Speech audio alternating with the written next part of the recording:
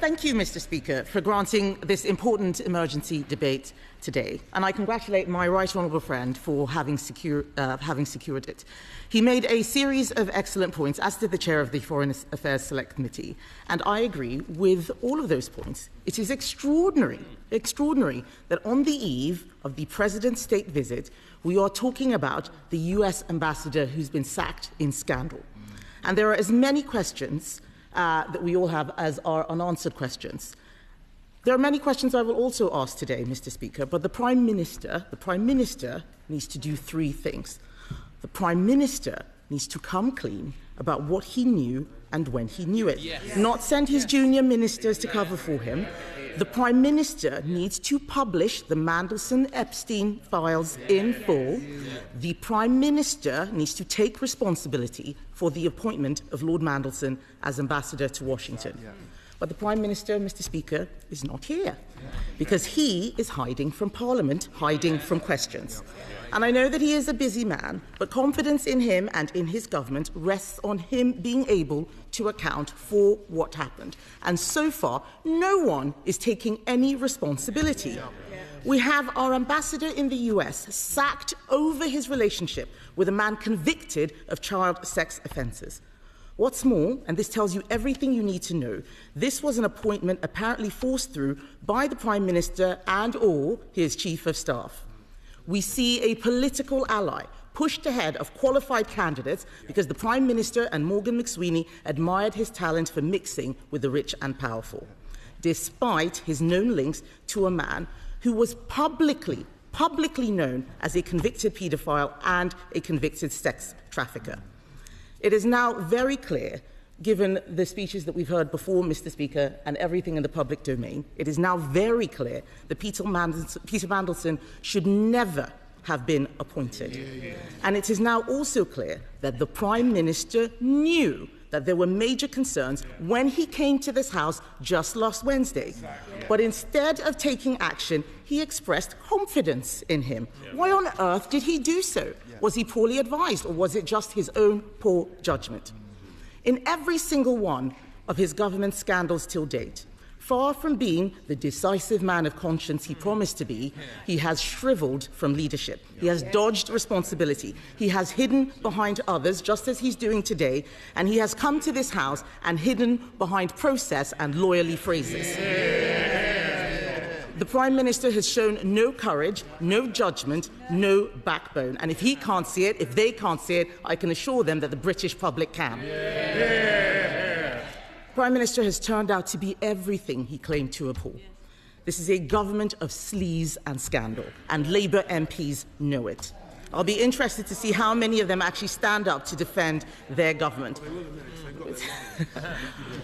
Mr. Speaker, the British public, and especially the victims of Jeffrey Epstein, deserve that for once the Prime Minister be straight and honest with us.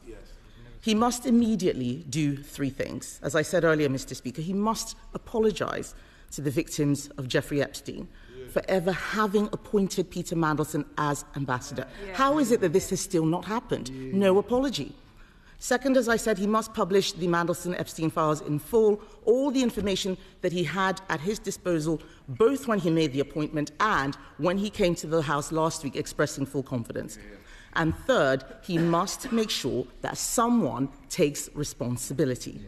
Everyone now agrees that Peter Mandelson should not have been appointed. We've heard so much from my right honourable friend about endless scandal, conflicts of interest with China and indeed with Russia. So why was he appointed? Was it a failure of vetting? Was it that the advisers hid information from the Prime Minister? Or was it that the Prime Minister knew and made the decision anyway? Someone needs to take responsibility. I give way to my right honourable friend. I'm grateful to my right honourable friend. And does she agree that we've seen a rapid transformation from the Prince of Darkness into a grovelling Lord Yum-Yum? But one has to ask, why was the British Prime Minister surprised? Had he never heard the tale of the turtle and the scorpion that meet at the side of the river? Shouldn't the Prime Minister have realised that the poor old scorpion simply can't help What's in its nature? I completely agree with my right honourable friend. I think the story is The Frog and the Scorpion. It's one of my favourite childhood stories. Everyone knows. Everyone knew what Lord Mandelson had been up to. It is simply not tenable for anyone on those benches to hold the line on this one, to bury their heads in the sand and hope it goes away, least of all the Prime Minister. But we now know that the Prime Minister was aware of the compromising emails last Wednesday at Prime Minister's questions, and yet he came to the House and said that he had confidence in his ambassador, and many of them cheered. Now they're all looking at their phones. Most of them don't have the courage to look me in the eye. They were cheering last week. Now they're full of shame. Why on earth did he do that? At any point, did he ask his staff, oh, sorry, are they proud? Are they proud? No. I'll continue. At any point, did he ask his staff what more information might surface? Because that morning, Lord Mandelson was saying more information would surface. Did he receive a briefing about this ahead of Prime Minister's questions? It is inconceivable that he did not. Inconceivable. Ministers are now claiming that new information subsequently came to light, new information that they didn't have. The story is all mixed and messed up, and they know it. What information appeared that was not in the original vetting? We'd like to hear that when the Minister gives his statement. And there are still more questions to answer.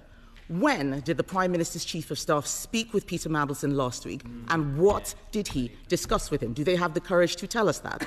We are told that Morgan McSweeney spent hours on the phone to the ambassador, hours on the phone, at the same time that Lord Mandelson was dodging calls from the Foreign Office. What were they talking about? Those are questions about what happened just last week. But how did all this come to happen last year?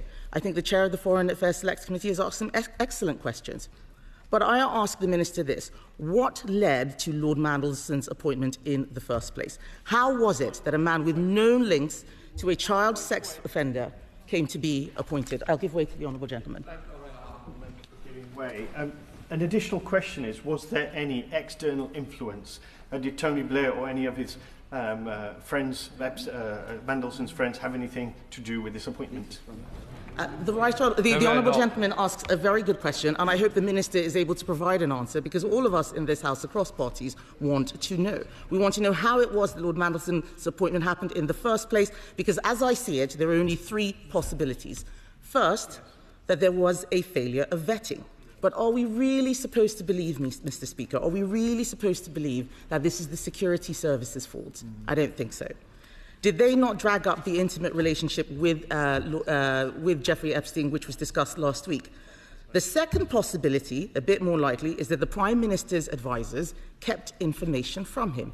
If that happened, that would be incredibly serious.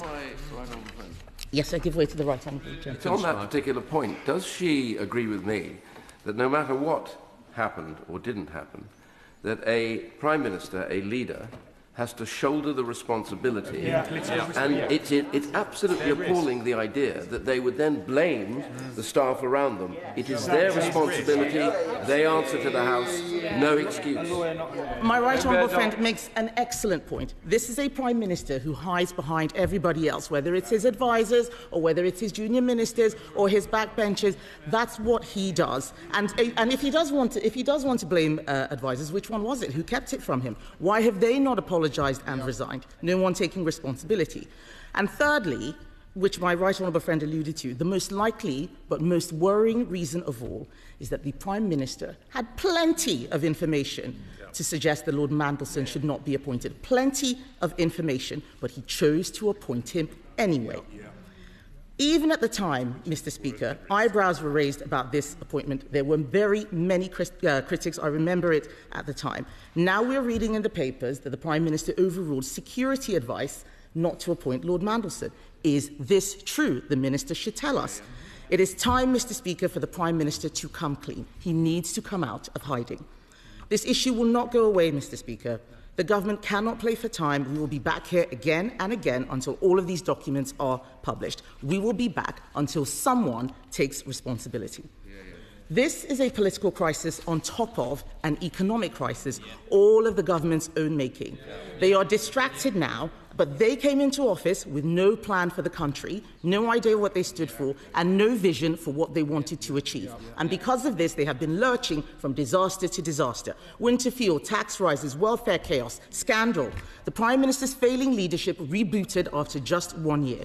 The only plan that they came into office with was a promise they made again and again to the British public that they would restore honesty and integrity to government. That was their defining mission. That was their grand plan, and it is in tatters. So far, in a year, we have had an anti-corruption minister sacked for corruption, a homelessness minister sacked for evicting tenants, a housing secretary sacked for dodging housing tax, a transport secretary sacked for fraud, a director of strategy.